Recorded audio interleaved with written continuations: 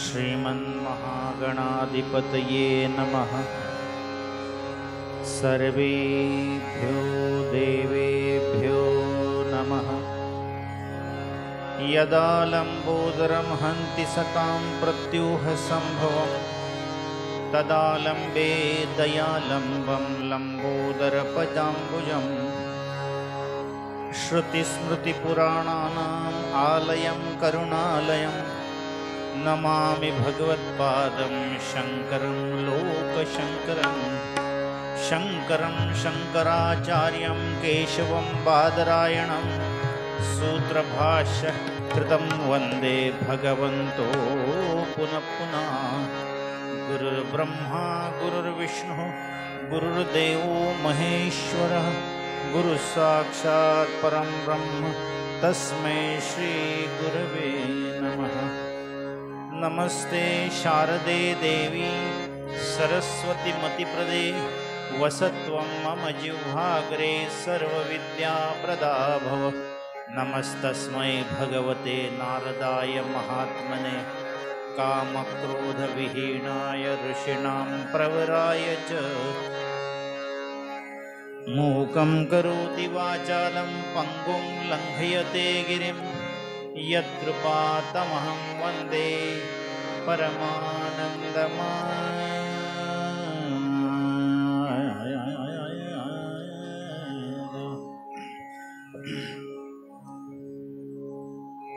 जय जय राम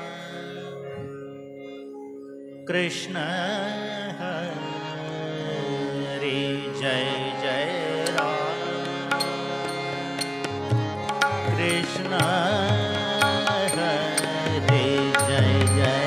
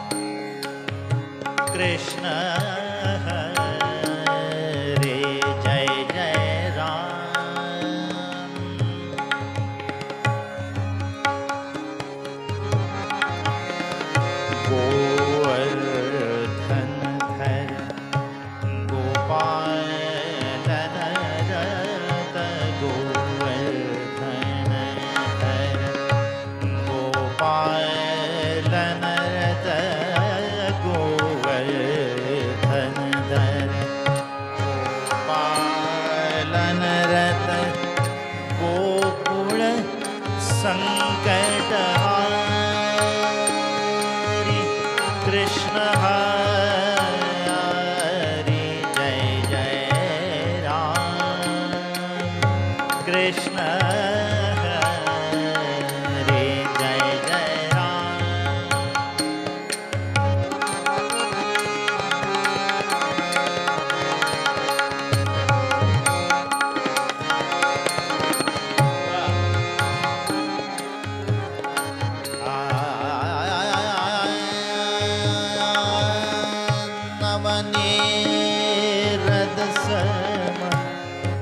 नवनीत प्रिय नवनीत सम नवनीत प्रिय नवनीत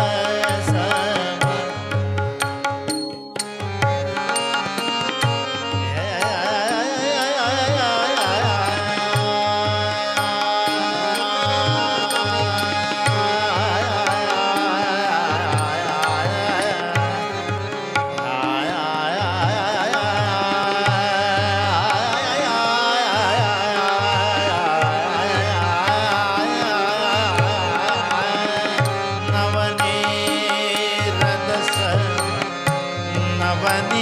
नवनीत प्रिय नवनीत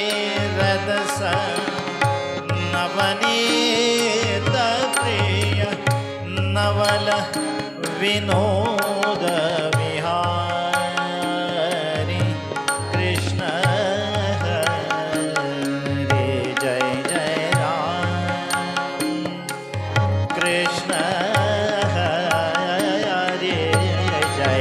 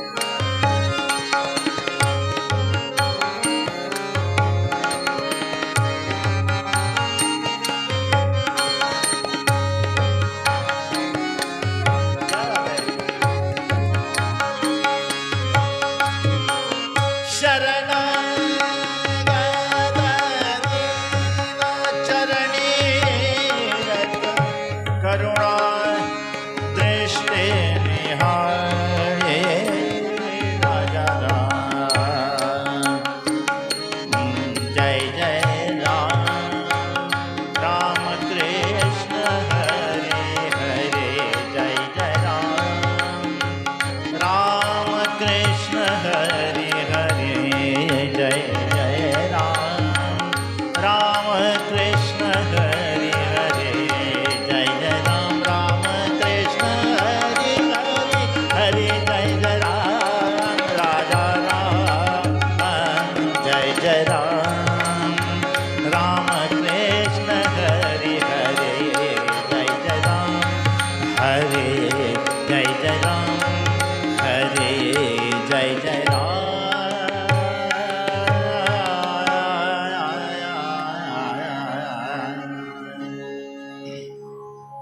ये सीताराम चरणी लक्ष्मण गोरे राजा राम चरणी लक्ष्मण गोरे सीताराम चरणी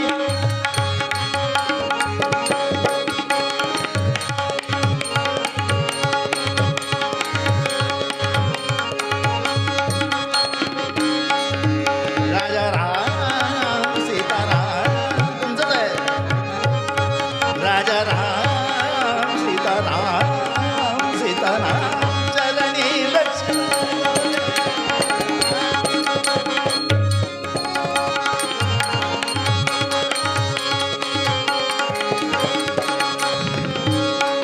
कीर्तन संगे रंगात देह वाहू कीर्तन संगे रंगात देह वाहू सीताराम चरणी लक्ष्मण गोरे राजा राम चरणी लक्ष्मण गोरे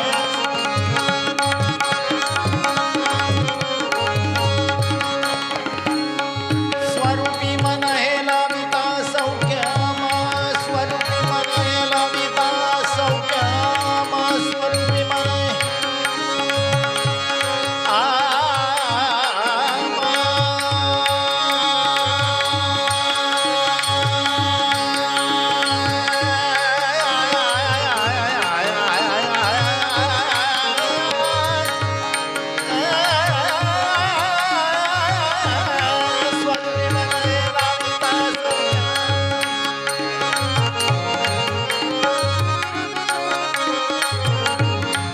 स्वरूपी मन हे लाविता सौख्यम कामक्रोधादिकलादी राम कामक्रोधादिकलादी राम सीताराम चरणी लक्ष्मण गोरे राजा राम चरणी लक्ष्मण गोरे सीताराम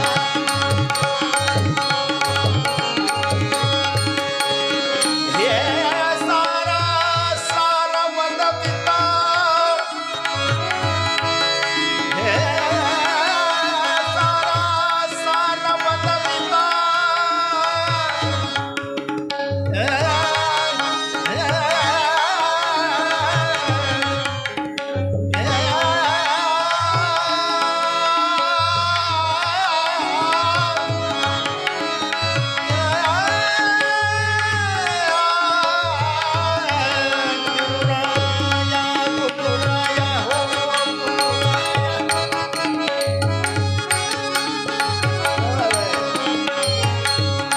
सारा सारवदविता गुरुराया मंगलधाम मंगलधाम मंगलधाम जीवन नरारी पाया रे सीताराम चरणी लक्ष्मण गोरे राजा राम चरणी लक्ष्मण गोरे सीताराम चरणी लक्ष्मण गोरे राजा राम चरणी लक्ष्मण चरणी लक्ष्मण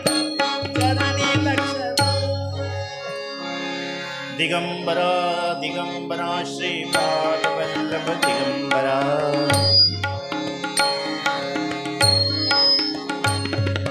दिगंबरा दिगंबरा श्रीपाद वल्लभ दिगंबरा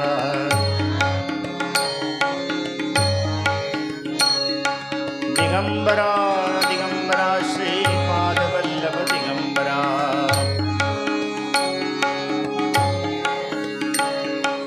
दिगंबरा दिगंबरा श्री श्रीपादवल्लभ दिगंबरा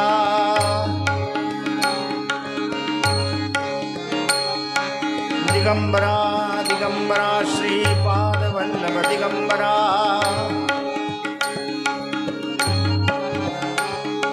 दिगंबरा दिगंबरा श्रीपादवल्लभ दिगंबरा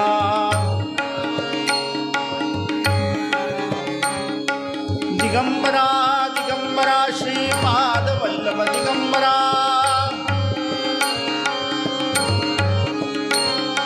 दिगंबरा दिगंबरा श्रीपादवल्लभ दिगंबरा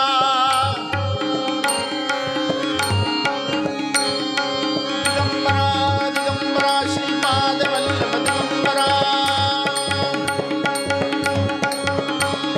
दिगंबरा दिगंबरा श्रीपादवल्लभ दिगंबरा दिगंबरा दिगंबरा श्रीपादवल्लभ दिगंबरा अवधूत चिंतन श्री गुरुदेव दत्त गोपाल कृष्ण महाराज की जय। पार्वती पते हर हर महादेव। श्रीदेव लक्ष्मी नारायण महाराज की जय। मंगल मूर्ति।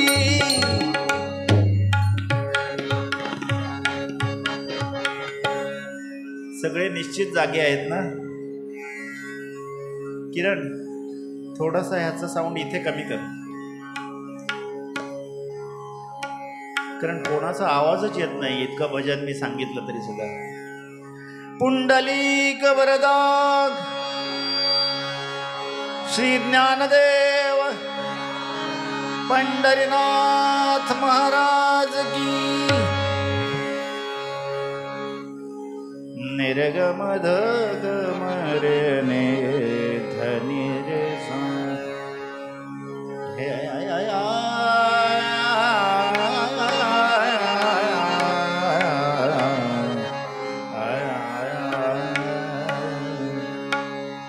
भक्ति पाशी है खाली तसे उड़ी भक्ति पाशी खाली तसे उड़ी भक्ति पाशी भक्ति पाशी देव खाली तसे उड़ी धूत असे घोडी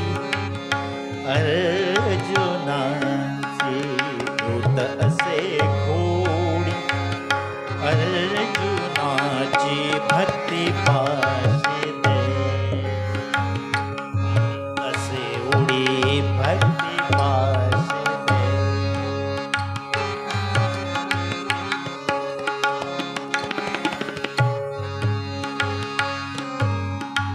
धूत असे घोडी अर्जुनाची धूत असे घोडी अर्जुनाची धूत असे घोडी अर्जुनाची भक्ती पाशी दे.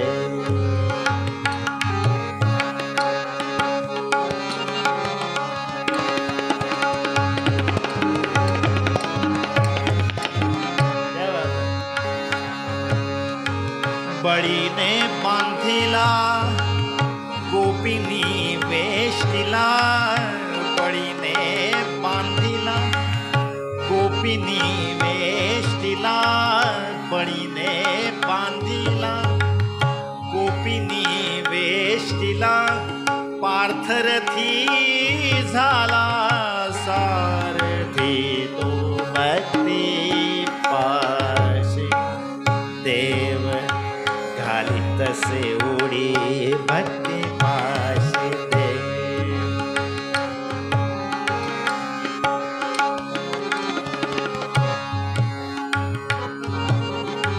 तुका म्हणे पुरवावी आवडी तुका म्हणे माझी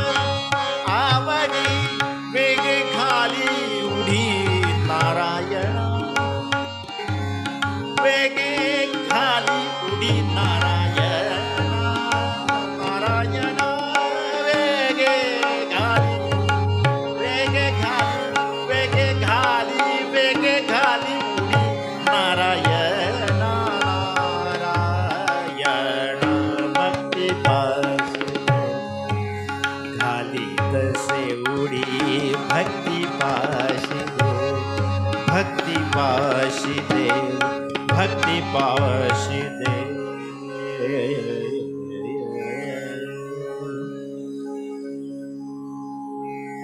आज आषाढीचा दिवस आहे, देवशयनी आषाढी एकादशी आहे. देव विश्रांती आजपासून 4 महिने घेणार आहे, चातुर्मास आहे. आणि आज मोठा उत्सव आहे. कोकणामधलं प्रति पंढरपूर ज्याला म्हणतात ते श्री क्षेत्र वालावल. म्हणजे वालावल मधला एकही मनुष्य पंढरपूरला पांडुरंगाच्या दर्शनाला जात नाही, कारण इथे पंढरपूरचा पांडुरंग आहे अशी सगळ्यांची समज आहे, नवे नवे आहेच. आणि म्हणून आपण आज एक जो कार्यक्रम आहे स्वर सिंधू रत्नचा, त्याला जोडूनच आणखी एक कार्यक्रम, एक कीर्तन आहे. आणि या कीर्तनामध्ये भक्तीचा महिमा आपल्याला बघायचा आहे. फार कमी वेळ आहे आपल्याला. आमचे मॅनेजर डॉक्टर प्रणव प्रभू कुठे आहेत मला माहिती नाही, त्यांनी मला सांगितलंय 5:30ला संपवायचं आहे.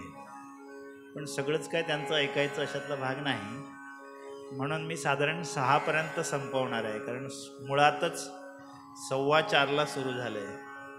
माझा वेळ आहे 2 तासाचा कमीत कमी. त्याच्या पुढे कितीही चालतं, पण त्याच्या अलीकडे ते आटोपता येत नाही. काही सवयी या आपल्याबरोबरच जातात, त्याच्यामुळे त्याला काही इलाज नाही. आणि म्हणून पूर्वपद्य जे घेतलंय ते 2-3 उदाहरणं घेऊन उत्तर रंगाकडे आपण जाणार आहोत. भक्तिपाशी देव घाली तसे उडी, भक्तिपाशी देव घाली तसे उडी, धूत असे घोडी अर्जुनाची. बळीने बांधिला गोपीनी वेष्टीला, पार्थरथी झाला सारथी तो. तुका म्हणे माझी पुरवावी आवडी, वेगे घाली उडी नारायण.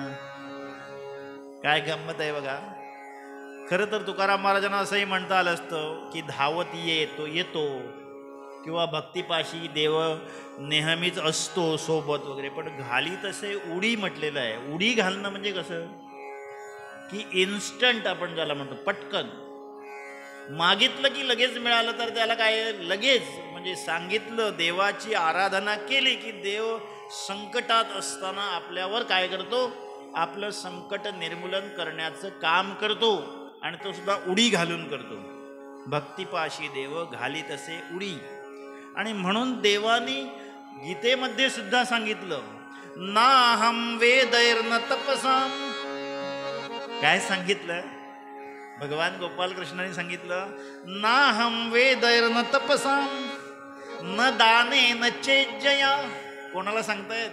अर्जुनाला सांगतायत. हे अर्जुना, नाहम वेदैर्न तपसाम न दानेन चेज्जया, शक्य एवं विदो द्रष्टु दृष्टवानसि माम यथा.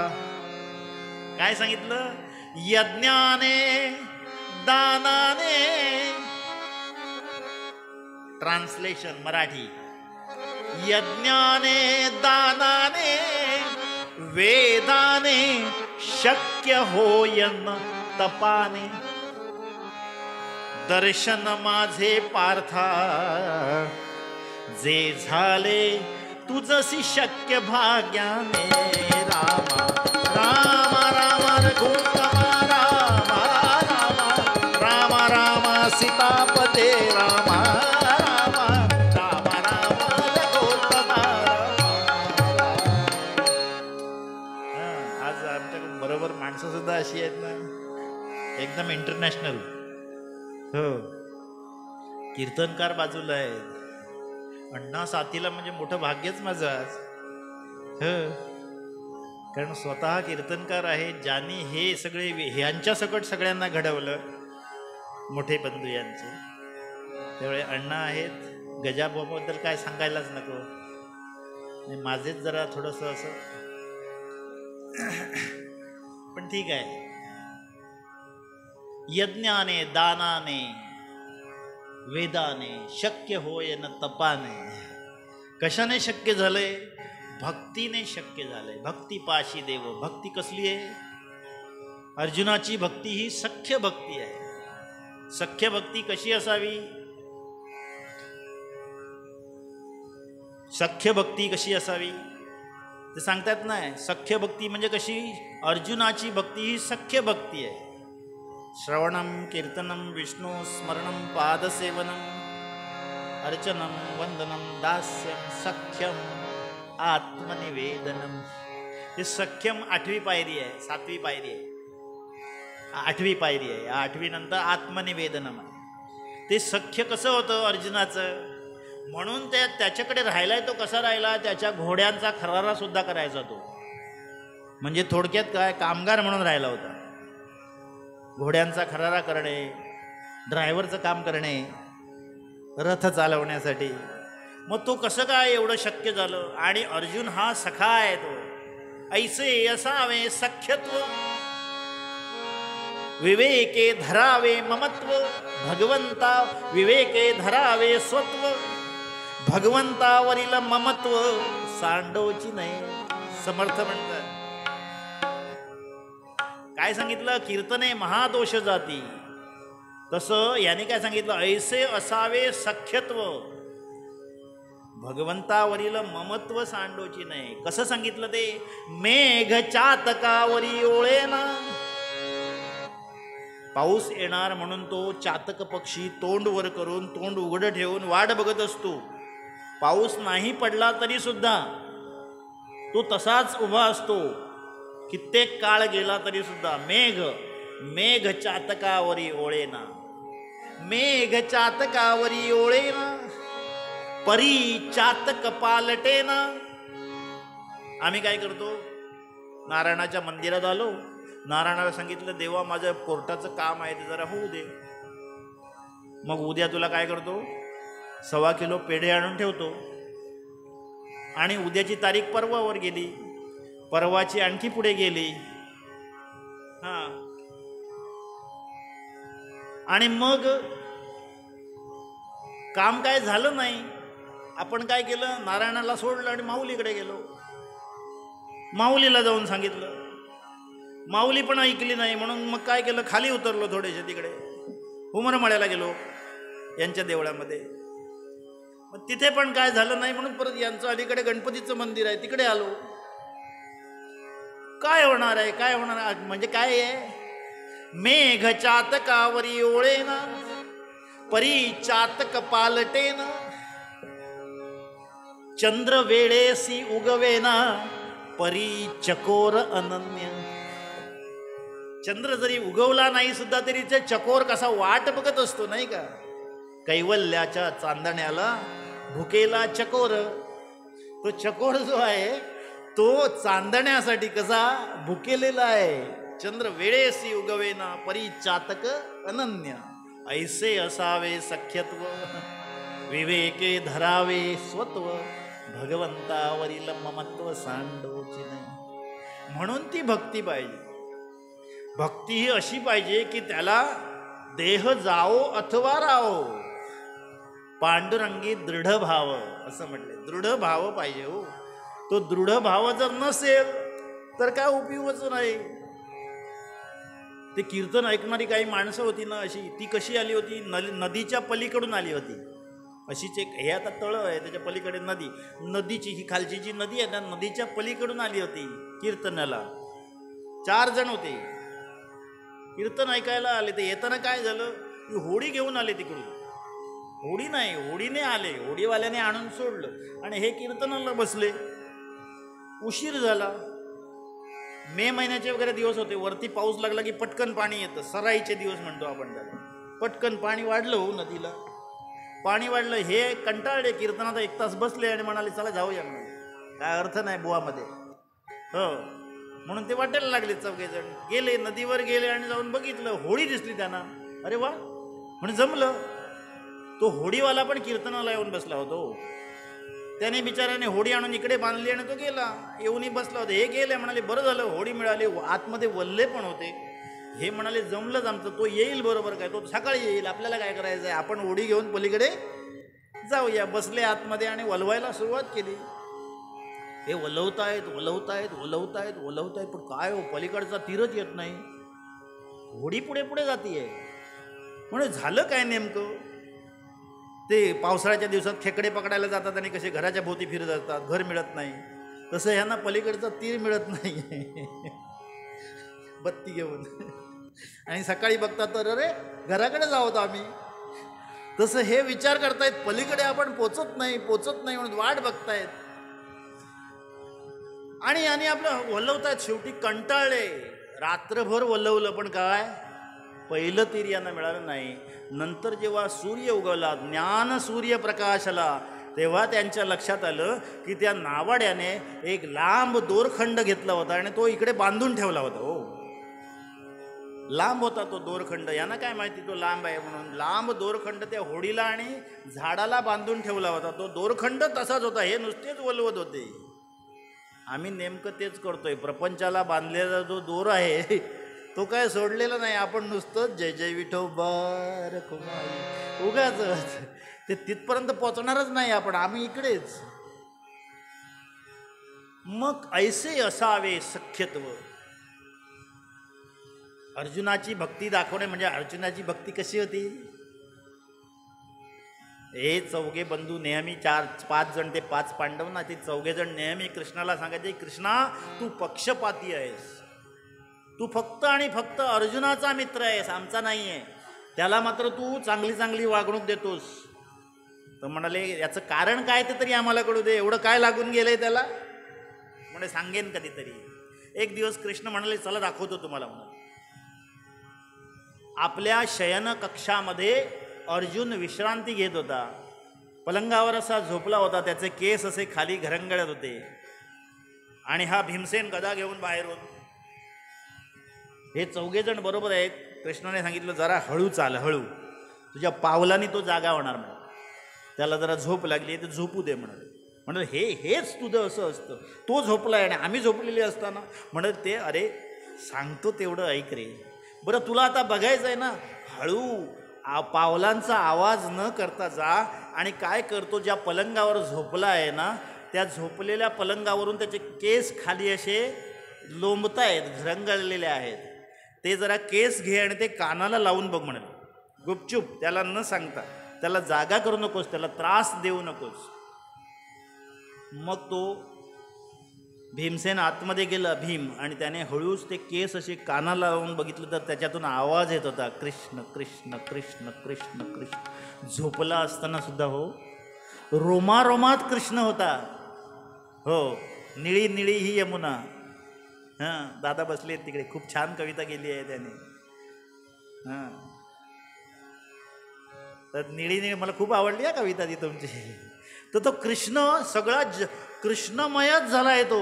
म्हणून ते त्याची उदाहरणं काय, बळीने बांधिला.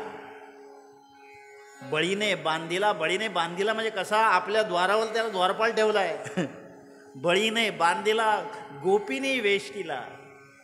त्या गोपिकांचं वर्णन करत असताना आम्ही कसं करतो, म्हणजे कृष्णाची भक्ती ही कशी असावी.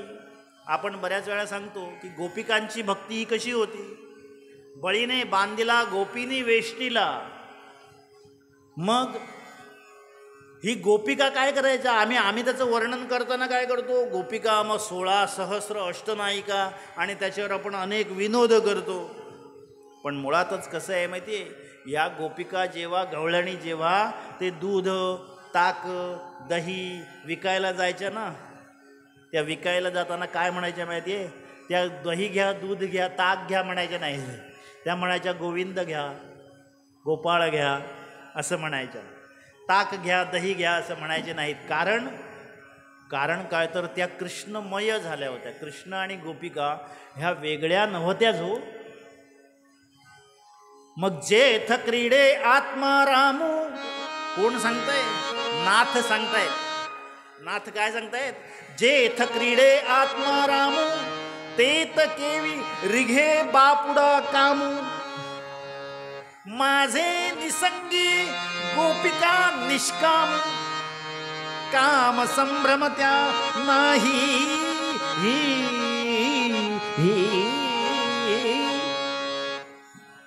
मग भक्ती ही अशी असायला हवी ना, जेथ क्रीडे आत्मा रामू, तेथ केवी बिघे रिघे बापुडा कामू. आम्ही वर्णन करताना काय करतोय, त्या एकच प्याला नाटकामध्ये आहे नाही का, त्या एकच प्याला नाटकामध्ये तो तळीराम विचारतो नाही का, ते चित्र बघतो कृष्णाचं, त्याच्या भोवती त्या गोपिका बघतो आणि म्हणतो कृष्णा कृष्णा, अरे इतक्या 16 सहस्र अष्टनायिका तुझ्याबरोबर आहेत, त्याच्यातली एक जरी मला दिलीस, असं त्याचं विडंबन केलंय त्याने. पण काय हो, हे खरं नाही आहे. जे थक्रीडे तिथे कामू नव्हतं बरं का, जे थक्रीडे. कारण कृष्ण आणि राधा, राधा हा शब्दच मुळात कसा आहे, हे धारा जे आहे ना, धारा, ती धारा उलटी फिरवली की राधा होते. आपली जी सगळी इंद्रिय आहेत ना, ही इंद्रिय अशी धारेसारखी सतत खाली चालली आहे, ती ती उलटी फिरवायची आणि तिची राधा करायची, तरच कृष्ण पावणार, नाहीतर नाही.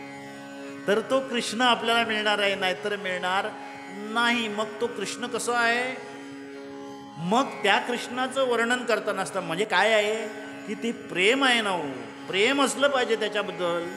ते प्रेम कसं आहे, प्रेम सर्वांगाचे ठाई, प्रेम सर्वांगाचे ठाई, प्रेम सर्वांगाचे ठाई, प्रेम सर्वांगाचे ठाई, वाचे विठ्ठल रखुमाई, वाचे विठ्ठल रखुमाई, वाचे विठ्ठल रखुमाई, हे बोलू वैसे बोल, बोलू बोलू वैसे बोल, जेने बोले विठ्ठल बोले, जेने बोले विठ्ठल बोले, जेने बोले विठ्ठल बोले. संपायचं आहे लवकर, झालंच, वेळ संपलाच आपला. तुमची वेळ सुरू होती आहे आत्ता असं म्हणतात ना, तसं तुमची वेळ संपते आहे आत्ता. तरी मला प्रणव कुठे दिसत नाही. मग ते प्रेम जे आहे ना, ते प्रेम, मग म्हणूनच तो कुठे थांबतो, तेने बापूर आहे थोकला. काय म्हटलंय की बाळ पालवी घाली पिळा. बघा हा काय सुंदर उदाहरण दिलंय. बाप चाललाय, बाप कुठे बाहेर, पूर्वीचा बाप, हा आताचा बाप नाही. आताचा बाप वेगळा, आताचा तो बाप राहिलेलाच नाही. पूर्वीचा बाप म्हणजे तो धोतर नेसलेला, वरती असा एक सदरा, वर टोपी, हातात एक काठी आणि ते पायात करकर वाजणाऱ्या त्या चपला, तो बाप. म्हणजे घरात तो बापच होता. तो आला की सगळे असे थरथर कापायचे त्याला, तो बाप. आता बाप शिल्लकच राहिला नाही. आता बापाचा पालक झाला. मिळमिळीत भाजी शिजवली की कशी होते बघितलेलं. पालक म्हणजे त्याला काही किंमतच नाही हो, तो पालकच. तसं तो बाप होता. तो बाप काय सांगतोय बघा, किती कडक आहे तो. पण तो कडक बाप तो कुठे चाललाय, पिशवी घेऊन कुठेतरी बाहेर चाललाय, बाजारात चाललाय. मुलगा म्हणाला, बाबा कुठे चाललात, मी येणार. छोटासा मुलगा आहे तो, मी येणार म्हटल्यानंतर तू नको रे येऊस, त्याला समजावून सांगितलं. पण ओरडायचं नाही आहे, मुलाबद्दलचं प्रेम आहे ना. तो सांगतोय तू येऊ नकोस, तुला खाऊ घेऊन येतो, हे घेऊन येतो, ते काही नाही म्हणाला. त्याने धोतरालाच पकडलं. आता वास्तविक ते धोतर पकडल्यानंतर, असा हिसडा दिल्यानंतर लगेच तो जाऊ शकतो की नाही. बाळ पालवी घाली पिळा, तेने बापूरा हे थोकला, परी तो काय निर्बल झाला, ना प्रेमे ढळला, ना प्रेमे भुलला ढळे जिना. तू प्रेमामुळे तिथे अडकून पडलाय. ते त्याला धोतर सोडवून घेता येत नाही त्याच्या हातातलं, कारण ते प्रेम आहे. ते प्रेम जे आहे ती भक्ती आहे, आणि ती भक्ती तुम्हाला आज पंढरपुरामध्ये बघायला मिळेल. वारीमध्ये चालून आलो, दरवर्षी चालायला जातो. वारीमध्ये चालण्याचा एक वेगळा अनुभव आहे हो. आज वास्तविक काय पांडुरंगाची मॅनेजमेंट आहे हो, कमाल आहे. 15-16 लाखाचा जमाव असून सुद्धा कुठल्याही प्रकारची सिक्युरिटी नाही. आपल्याला किती पोलीस लावायला लागले असते, हो, थोडी गर्दी इथे वाढेल तर आपल्याला कुडाळवरून पोलीस मागवायला लागतील. तिथे काय नाहीये, सगळेजण माऊली आहेत. मग ते काय आहे, ते प्रत्येकात एकमेकात देव बघतात. हो, तुम्ही माऊली, प्रत्येक जण, छोटा मुलगा असला तरी तो माऊली आहे. आणि ती दिंडी आज हे सगळे वारकरी जे आहेत, हे वारकरी, परवा एका वारकरी, म्हातारा वारकरी होता, त्याला विचारलं, पाय असे सुजले होते हो चालून चालून. त्यांना विचारलं, आजोबा कसं काय? नाही म्हणाले, खूप वर्ष वारीमध्ये चालतोय, वारी चुकवायची नाही म्हणाले. मग तब्येत कशी आहे? एकदम म्हणाली चांगली. मग तब्येत, तुम्हाला हे चालून वगैरे त्रास? म्हणाले नाही, हे चालल्यानंतर बघा, हे चालल्यानंतर वर्षभर म्हणे आजारच होत नाहीत आपल्याला. पंढरपूरला एकदा जाऊन आलो की आपलं लायसन रिन्यूअल झालं, आपल्याला परत काय बघण्याची गरज नाही. कुठल्याही देवतेकडे ते जात नाहीत वारकरी. कधी बघितलं तुम्ही? आज तिरुपतीला गेला, उद्या दुसरीकडे गेला, आम्ही सगळीकडे जातो. हो, आम्ही सगळे देव बघून येणार, प्रत्येकाची चव घेऊन, देव कसा आहे ते. पण ते कुठेही जात नाही. वारकरी एकच फक्त पंढरीची वारी करतो. म्हणून त्याला विचारलं, रे तुझ्या शेतीचं काय? तो म्हणाला, मी मेल्यानंतर कोण शेती करणार? त्याला विचारलं, अरे तिकडे सगळं टाकून आलंयस, घरी ते कोण बघणार? म्हणाले, मी गेल्यानंतर लोक बघणारच आहेत ना. मग बघतील सगळे. म्हणाले, मला काय गरज आहे? त्याचं कारण काय आहे? देव दिसे ठाई ठाई,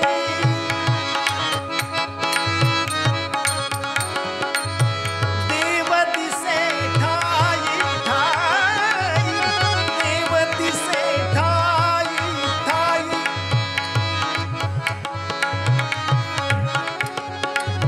देव दिसे ठाई ठाई, भक्त दीन भक्ता पायी, भक्त दीन भक्ता पायी, भक्त दीन भक्ता पायी, भक्त दीन भक्ता पायी.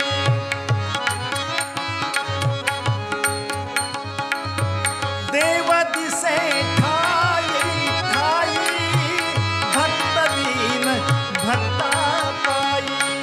सुखा लागी आला या हो, सुखा लागी आला या हो, सुखा लागी, सुखा लागी, सुखा लागी आला या हो, सुखा लागी आला या हो.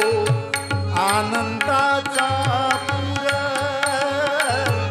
आनंदाचा पूर, आनंदाचा पूर, अवघे गरजे पंढरपूर, अवघे गरजे पंढरपूर. चालला नामाचा गजर, चालला नामाचा गजर, हे अवघे गरजे पंढरपूर, अवघे गरजे पंढरपूर. चालला नामाचा गजर, चालला नामाचा गजर, नामाचा गजर, नामाचा गजर.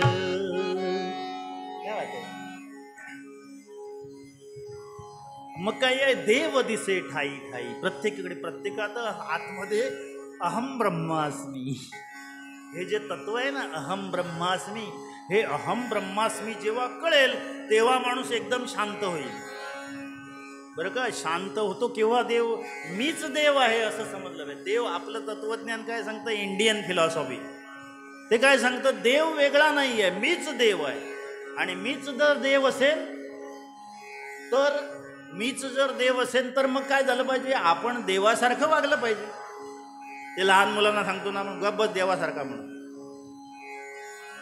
लहान मुलांना सांगतो नाही का, जास्त मस्ती करू नको, देवासारखा गप्प बस म्हणून. म्हणजे देवासारखा गप्प नाही, देव एका जागेवर गप्प बसलेला असतो का? हलत नाही ना तो, म्हणून बस म्हणून सांगतात. म्हणजेच याचा अर्थ काय आहे की भक्ती जी आहे ना, हे भक्तिपाशी देव.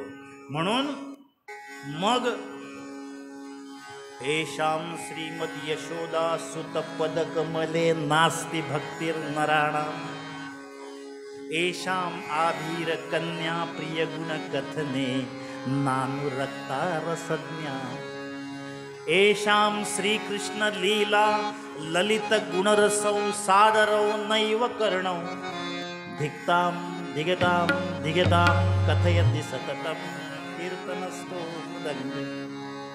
काय सांगितलं? एषां श्रीमद यशोदा सुत पद कमले नास्ति भक्तिर्नराणां. किती सुंदर काव्य आहे बघा. एषां श्रीमद यशोदा सुत, यशोदेचा सुत म्हणजे कोण? कृष्ण. सुत पद कमले म्हणजे कृष्णाचे पाय. नास्ति भक्तिर्नराणां ज्यांची भक्ती नाही. एषां श्रीकृष्ण लीला ललित म्हणजे श्रीकृष्ण लीलाचे वर्णन करणारे ललित गुण. रसव सादरव नैव कर्णव ज्याचे कान श्रीकृष्णाची लीला ऐकण्यात तल्लीन नसतात, तत्पर नसतात. बघा म्हणजे ते एकच. एशाम आभीर कन्या, आभीर म्हणजे गवळ्याच्या मुली. एशाम आभीर कन्या प्रिय म्हणजे कोण? कृष्णच. आभीर कन्या प्रिय गुण कथने नानुरक्ता रसज्ञा म्हणजे ज्याची जिव्हा या कृष्णाचे गुण गाण्यात रस घेत नाही त्याचा हा मृदंग सुद्धा कीर्तनामध्ये धिक्ताम धिगताम धिगताम धिगताम असं करत असतो. म्हणजे धिक्कार असो धिक्कार असो धिक्कार असो असं करत असतो. म्हणून भक्ती ही महत्वाची आहे. भक्त हा मोठा आहे, देवापेक्षाही भक्त मोठा आहे. अनेक उदाहरणं सांगता येतील पण मी इथे आता थांबतो, कारण मला उत्तरंगामध्ये एक कथा घ्यायची आहे. कारण पूर्वरंग कीर्तनाला 2 भाग असतात, एक पूर्वरंग आणि दुसरा उत्तरंग. हा उत्तरंग जो खरं पूर्वरंग जास्त केला पाहिजे, पण काय होतं उत्तरंग सुद्धा तो संपवायला तर पाहिजे, कारण पुढे आणखी एक कार्यक्रम आहे त्याच्यामुळे. पण तुम्हाला सांगतो की हे भक्त जो आहे हा भक्त भक्तिपाशी देव घाली तसे उडी धूत असे घोडी अर्जुनाचे. बळीने बांधिला गोपीने वेष्टीला पार्थ रथी झाला सारथी तो. आणि म्हणून तुका म्हणे माझी पुरवावी आवडी वेगे घाली उडी नारायण. भक्तिपाशी देव घाली तसे उडी, भक्तिपाशी देव घाली तसे उडी, भक्तिपाशी देव घाली तसे उडी.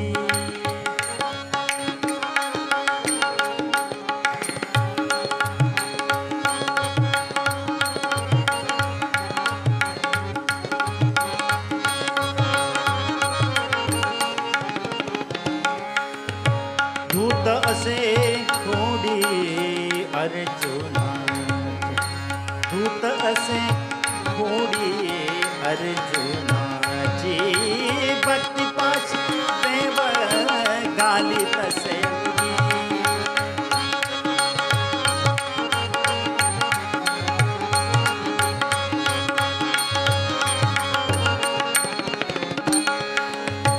बळीने बांधेला गोपीने विष्णूला, गळीने बांधेला बळीने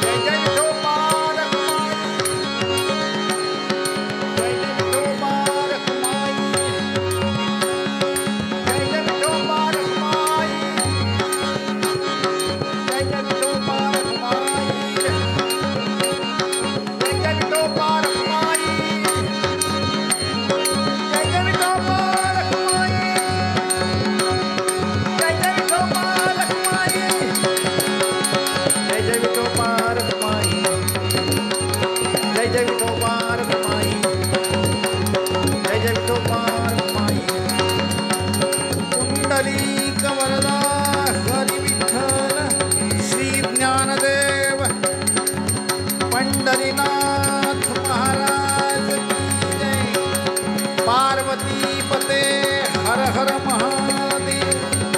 श्रीदेव लक्ष्मी नारायण महाराज की जय. मंगलमूर्ती.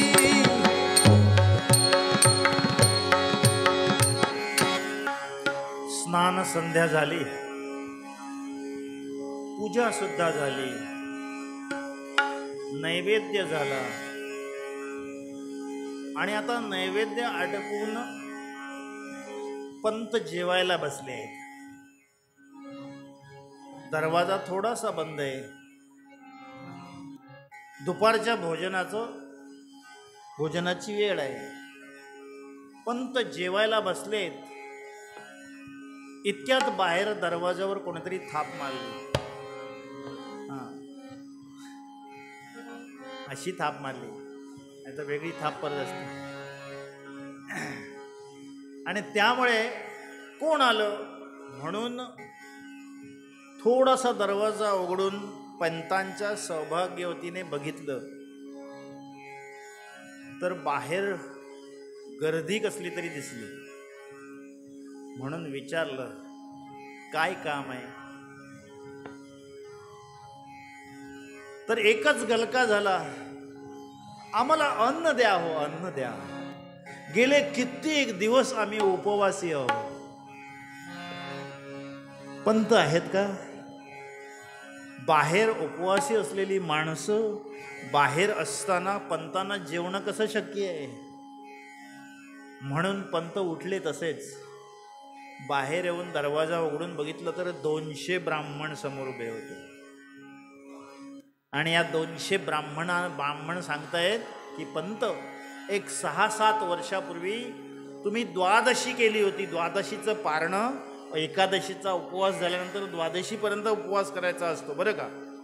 ते द्वादशीचं पारणं पेटताना तुम्ही आम्हाला जेवायला बोलावलं होतं, पण आम्ही आलो नाही. कदाचित पांडुरंगाने त्याचंच आम्हाला फळ दिलं असेल आणि म्हणून आज पंढरपुरामध्ये दुष्काळ आहे. त्या काळाची गोष्ट आहे. गेले कित्येक दिवस आमच्या पोटात अन्नाचा एक कण सुद्धा गेलेला नाही. आमचं आणि आमचं कुटुंब आता म्हणजे शेवटच्या घटका आम्ही मोजतोय. अन्नाविना आपण मरतो की काय अशी अवस्था आहे. तेव्हा आम्हाला जेवण तेवढं द्याल का? असं म्हटल्यानंतर पंतांची सौभाग्यवती म्हणाली, अहो त्यांना सांगा स्नान संध्या वगैरे करून घ्या. एक थोड्याच वेळात मी तुम्हाला जेवणाची व्यवस्था करते. पंत विचारतायत, ते काही 1-2 माणसं आहेत? आपल्याकडे 1-2 आली तरी सुद्धा पंचायत होते आपली. जरा घरात भांडी आपटायला लागतात. किंवा आपणच मग विचारायला जा, हो त्यांना विचारा जेवून आलेत काय म्हणून. त्यांच्या कानावर गेलं की ते म्हणतात, होय हो जेवून आलो हो वहिनी, काय काळजी करू नका म्हणून. जेवून नसले आले तरी सुद्धा सांगतात ते. 200 माणसं आहेत, तू जेवायला करून, हो त्याला काय आहे, भुकेलेली माणसं आहेत. आपल्याला काय पंचपक्वान्न थोडंच करायचं आहे? वरण भात भाजी करू, पिठलं भाकरी करू, पिठलं भात करू, काहीतरी करू, पण त्यांना जेवायला वाढूया. पंताने हात जोडून सांगितलं, तुम्ही थोडीशी स्नान संध्याकाळ असेल तुमचे उपक्रम ते आटपून घ्या, आम्ही तुम्हाला जेवणाची व्यवस्था करतोय. आनंदित झाले सगळे. आणि पंतांनी जेवणाची व्यवस्था म्हणजे काय हो, सौभाग्यवती सुद्धा कशी होती? कार्येषु मंत्री म्हणजे व्याख्या सांगितली बरं का. आपण आपल्या घरात लावून बघायची नाही. सांगतो तुम्हाला सौभाग्यवती कशी असावी. कार्येषु मंत्री, करणेषु दासी, भोज्येषु माता, शयनेषु रंभा, धर्मानुकूला, क्षमया धरित्री, भार्याच षडगुणवती ही दुर्लभा. अशी भार्या मिळणं दुर्लभ आहे असं म्हटलेलं आहे. काही लोकांची असेल, आत्ता सांगण्याची गरज नाही. आपण ठरवायचं. कार्येषु मंत्री, मंत्री म्हणजे ते आत्ताचे मंत्री नव्हे, इकडून तिकडे जातात ते नाही. मंत्री म्हणजे मंत्रणा करणारी. कार्य एखादं असेल तर सल्ला देणारी, मंत्रणा करणारी, सल्ला देणारी, योग्य सल्ला देणारी. कार्येषु मंत्री. आणि प्रत्यक्ष त्या सल्ल्याची अंमलबजावणी करायची झाली, करणेषु दासी. ते काम ते जे काम आहे ते करताना दासीप्रमाणे काम करणारी. भोज्येषु माता, जेवण घालताना कशी आईसारखी. एक घास घेतला की नाही, जेवलेत की नाही, हे चेहऱ्याकडे बघून वाढते ती. तुमच्या चेहऱ्याकडे जरासं काहीतरी मीठ नाही बहुतेक कमी पडलं. भोज्येषु माता शयनेषु रंभा, धर्मानुकूला क्षमया धरित्री, भार्या षडगणवती ही दुर्लभ. असे 6 गुण सांगितले. त्याच्यातली ती सौभाग्यवती होती बरं का. अन्नपूर्णा होती, अन्नपूर्णा नाही. आणि तिने सांगितलं त्यांना यायला सांगा. ते तयारी करून लगेच आले हो. एक आजूबाजूच्या बायकांना घेतलं मदतीला सुद्धा. पटापट शेजारी आल्या, शेजारी बायका होत्या त्या, त्यांनी काही वरण भात भाजी केली आणि यांना सगळ्यांना जेवायला 200 ब्राह्मण जेवायला बसलेत बरं का. आणि संकल्प सोडलाय जेवणाचा. कोण होते हे पंत? मंगळवेड्याचे तहसीलदार. अधिकारी तू मंगळ वेडी, अधिकारी तू मंगळ वेडी, सेवा करी यवनाची, यवनाची सेवा करी यवनाची, यवनाची सेवा करी यवनाचे. अधिकारी तो मंगळवेडी, अधिकारी तो मंगळवेडी, सेवा करी यवनाची, यवनाची सेवा करी यवनाची, यवनाची. नामसुदेची गोडी चाखितो, नामसुदेची गोडी चाखितो, पांडुरंग सेवेची, सेवेची पांडुरंग सेवेची, सेवेची. अधिकारी तू मंगळवेडी, अधिकारी तू मंगळवेडी, अधिकारी तू मंगळवेडी. मंगळवेड्याचे तहसीलदार, अधिकारी, ज्यांच्या हातामध्ये सगळा कारभार होता मंगळवेड्याचा. धान्याची गोदामं होती, त्याचे हिशेब ठेवायचे होते.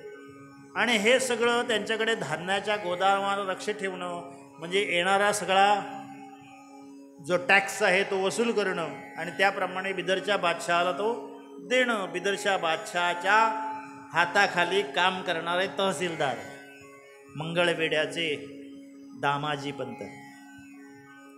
झालं, ह्या 200 लोक आले, जेवायला बसले. जेवायला बसल्यानंतर संकल्प सोडायचा असतो ना.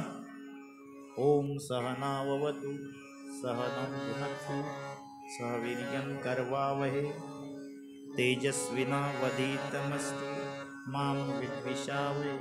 ओ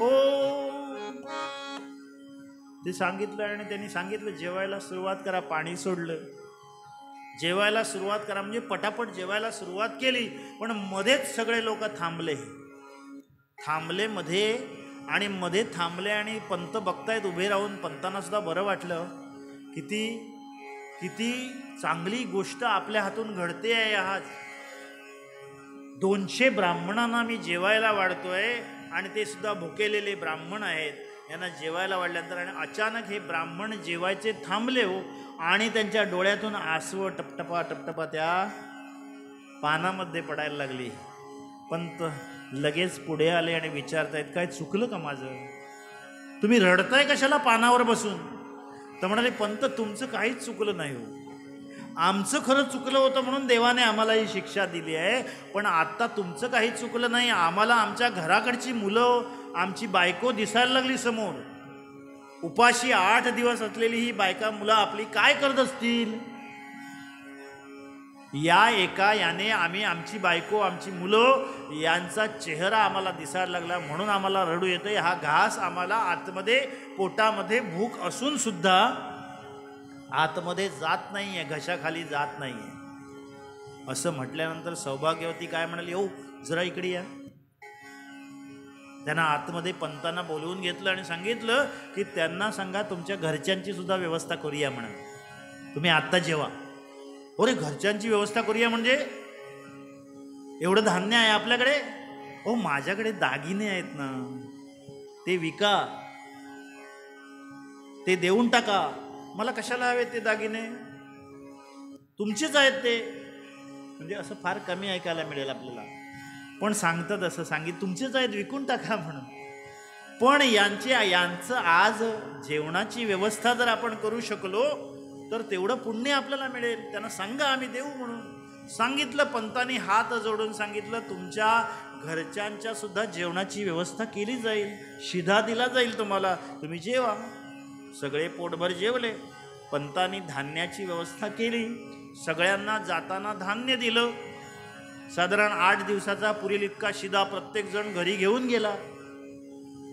फक्त जाताना काय झालं सांगा, जाताना सगळ्यांना सांगत गेले. हो लोक विचारा, दुष्काळ सगळीकडे पडलाय आणि हे धान्य कुठून आणलं?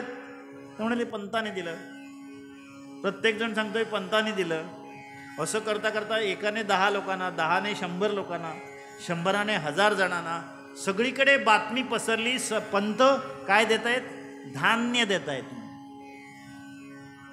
आणि धान्य देतायत म्हटल्यानंतर सगळेजण, आता पंढरपूरचे सगळेजण ब्राह्मण, सगळे ब्राह्मणच नव्हे, ब्राह्मण आणि ब्राह्मणे तर सगळे जेवढे लोक होते तेवढे पंतांच्या घरी गर्दी केलेली आहे. आणि प्रचंड मोठा जनसमुदाय पंतांच्या घराकडे जमलेला आहे.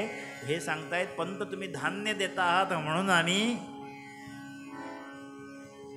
आणि हे सांगितल्यानंतर दुष्काळ तीव्र पडता जन म्हणती आग लागली पोटा, दामा घरी धान्य बहु यवनाचा त्यास धाकही मोठा. दुष्काळ पडलाय म्हणून दामाजींकडे धान्य आहे खरं, पण धान्य काय दामाजींचं नाही आहे. तो शेतसारा आहे शेतकऱ्यांनी भरलेला, तो कोणाला द्यायचा आहे? बादशहाला द्यायचा आहे. आणि बादशहाला द्यायचा आहे, नाही दिला तर बादशाह आपल्याला शिक्षा करणार आहे, हे माहिती होतं. तरी सुद्धा आता करायचं काय? म्हणून सौभाग्यवतीला विचारतायत काय करायचं? तुला सांगितलं होतं ना, ते धान्य देणं सोपं होतं, आता इतक्या लोकांना कसं धान्य द्यायचं? तर म्हणाले कसला विचार करताय तुम्ही? तुमच्याकडे सरकारी गोदामं भरलेली आहेत, ते धान्य दिलंय कोणी? ते धान्य दिलं कोणी? या शेतकऱ्यानेच दिलंय नाही का? आता हे जर हात त्यांचे, हे कर म्हणजे हात, हे कर देणारे, कर जर जिवंत राहिले, तुम्हाला कर देणारे, तर पुढच्या वर्षी तुम्हाला मिळेल ना, दुप्पट देतील ते लोक. द्या त्यांना धान्य सगळं. अरे पण मला समजा उद्या बादशहाला हे कळलं तर काय करेल तुला कल्पना आहे? तेव्हा ती सौभाग्यवती सांगते, अहो या औढात देहाची अभिलाषा धरून इतक्या ब्राह्मणांना जर आपण उपाशी मारणार असू तर आपल्या देहाचा उपयोगच काय? हा कधी ना कधी जायचाच आहे नाही का? हे ऐकल्याबरोबर पंतांना सुद्धा बरं वाटलं. सगळ्यांना हात जोडून सांगितलं, हे बघा सज्जन हो, तुमच्यासाठी गोदामं रिकामी करतोय, उघडी ठेवतोय, पण ही गोदामं जरी उघडी ठेवली तरी सुद्धा आवश्यक तेवढंच धान्य न्या, तुम्हाला जमेल तेवढंच न्या, आपल्या खांद्यावरून आपल्या हातातून जेवढं नेता येईल तेवढंच न्या, सगळ्यांना मिळालं पाहिजे बरं का. असं सांगितलं खरं, पण लोक ऐकतात थोडेच.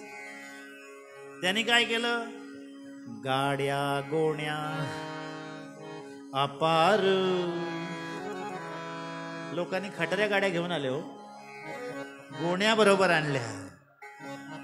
आता मिळतंय म्हटल्यानंतर आपल्याला काय करायचंय? स्टॉक करायचा. आपल्याला पण सवय आहे नाही का? कुठलं शॉर्टेज जर असेल, शॉर्टेज माणूसच करतो बरं का.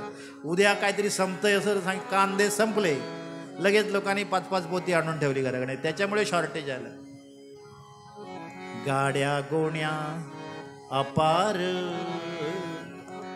लुटताती अपरंपार करीती हरिनामाचा गजर पुंडलिक वरदा हरी विठ्ठल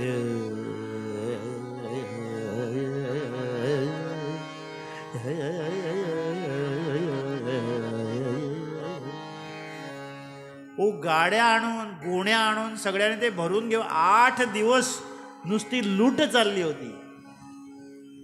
8 दिवसांनी सगळी गोदामं.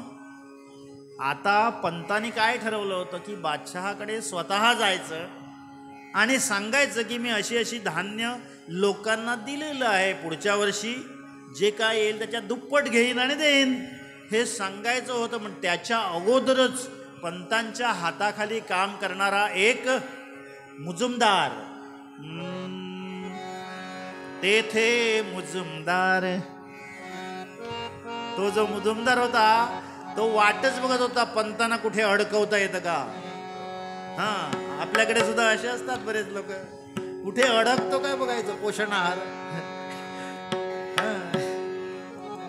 तेथे मुजुमदार कानडा ब्राह्मण, तेथे मुजुमदार, तेथे मुजुमदार कानडा ब्राह्मण, तेथे मुजुमदार.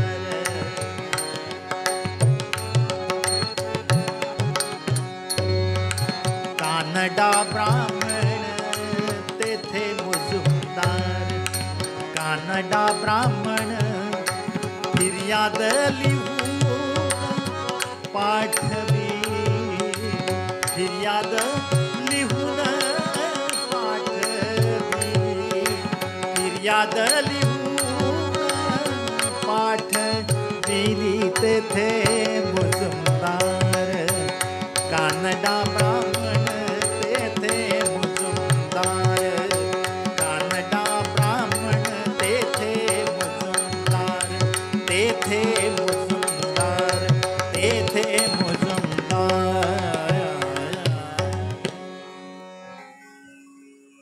म्हणाला तो त्याने आधीच हे पोचायच्या अगोदरच एक पत्र लिहिलं खलिता बादशाहाला आणि सांगितलं की दामाजीने सब धान्य बम्मनों से लुटवा दिया. काय सांगितलं, पत्र कसं लिहिलं, सगळं म्हणे ब्राह्मणाला फकीरों को भगा दिया. फक्त ब्राह्मणांना हे धान्य दामाजीने लूट केली ब्राह्मणाकरवी. पण फकीर बिचारे मागायला गेले होते, त्यांना काय केलं, पाठवून दिलं परत. आता हे कळल्यानंतर काय झालं सांगा. बादशहाच्या तळपायाची आग मस्तकात गेली हो. जरा बुटका होता तो, त्याच्यामुळे आग पटकन गेली. हो, उंच माणसं जी असतात ती जरा उशिरा चिडतात, बुटकी असतात ती पटकन चिडतात, कारण आग पटकन जाते. ती तळपायाची आग मस्तकात गेली. तो म्हणतो ले आओ उस दामाजी को हाथ ही न पाव बंधाओ. म्हणाले त्याला तोफेच्या तोंडी द्यायचं आहे, त्याला घेऊन या म्हणाले. आणि कसं 5 पठाण पाठवले. पठाण 5, 6 फूट 6.5 फूट उंचीचे, म्हणजे ते त्यावेळेच्या वर्णन केल्याप्रमाणे त्यामध्ये उभे चिरले तर 16 इंची फळी पडली असती अशी. तसं ते म्हणाले हे पठाण पाठवले आणि सांगितलं ले आओस दामाजी को हाथी न पाव बंधाव, त्याला बांधून घेऊन या. आणि ही बातमी तिकडे आधीच पोचली. सौभाग्यवती या दामाजी पंतांना सांगते, अहो तुम्ही बादशाहाकडे जाऊन तुम्ही सांगा ना तुम्ही धान्य. हो जाणारच आहे, आत्ताच तर 8 दिवस झाले, आत्ताच तर 8 दिवस झाले, आत्ताच तर धान्याची कोठारं खाली झाली आहेत, मी जाणारच आहे. त्याच्या अगोदरच पंत आता देवाकडे बसले आहेत आणि सांगतायत विभू भक्तीने स्वर्गही तुच्छ केला, गुणा गावया वेद तोही भुकेला. जरी पावली स्वर्णदी चंद्रभागा, नमस्कार माझा तुला पांडुरंगा. पांडुरंगाला सांगतायत, पांडुरंगा आता आपल्याकडे काही कामच नाहीये, हिशेब सगळे झाले, संपले, आकडेमोड संपली, डोक्यातले आकडे गेले. हो, आकडे डोक्यात असले काय सुचत नाही, असं होतं. बऱ्याच लोकांच्या आकडे म्हणजे गंमत आहे ती. ते आकडे कुठे होते माहिती आहे? अगोदर ते स्त्रिया अगोदर हे घालायचे बघा, आंबाडा घालायचे, त्याला ते असे यू आकाराचे आकडे असायचे. मग काय केलं, ज्याने केस वाढवायचे त्यांनी कमी केले आणि ज्यांनी कमी करायचे त्यांनी वाढवले. आणि मग ते केस कमी झाल्यामुळे आकड्यांची गरज नाही, ते आकडे कुठे गेले? पुरुषांच्या डोक्यात गेले, स्त्रियांच्या. आणि मग सकाळी आकडा, दुपारी आकडा, संध्याकाळी आकडा, आकडी यायची पाळी. सगळ्यांचंच कल्याण झालं त्याच्यात.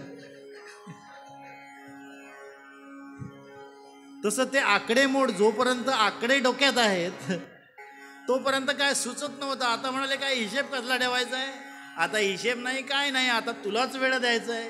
म्हणून पांडुरंगाच्या समोर बसून पूजा करतायत. आणि इतक्यात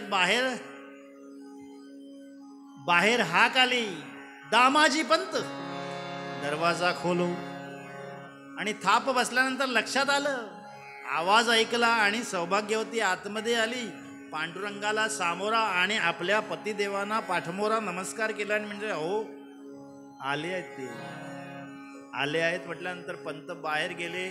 दुपारची वेळ आहे, हो दुपारची वेळ आहे म्हटल्यानंतर त्यांनी दरवाजा उघडला. म्हणले बादशाह का हुक्म है, आपको चलना होगा.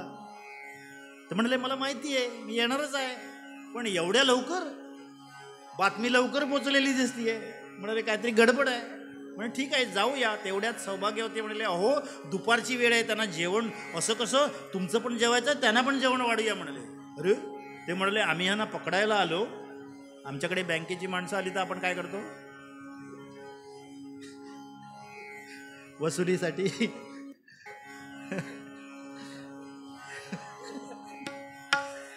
ते म्हणाले त्यांना जेवायला शिवाय सोडणार नाही मी. म्हणाले त्यांना पण अरे कमाल वाटली, काय माऊली आहे ही. म्हणाले आम्ही पकडायला आलो हिच्या यजमानाला, नवऱ्याला, आणि ही म्हणते जेवून चला म्हणून, कमाल आहे. थांबले पण. आणि ते जेवण, त्या सतीच्या हातचं जेवण जेवल्यानंतर ह्याला कुठे ग्लानी यायला लागली. हो, हे वामकुक्षी करायला गेले. वामकुक्षी कसली, जामकुक्षी झाली त्यांची. हो, वामकुक्षी म्हणजे जेवल्यानंतर दुपारी डाव्या खुशीवर झोपायचं असतं जरासं. आम्ही काय करतो, जेवल्यानंतर सताडच आडवे पडतो 4 वाजेपर्यंत.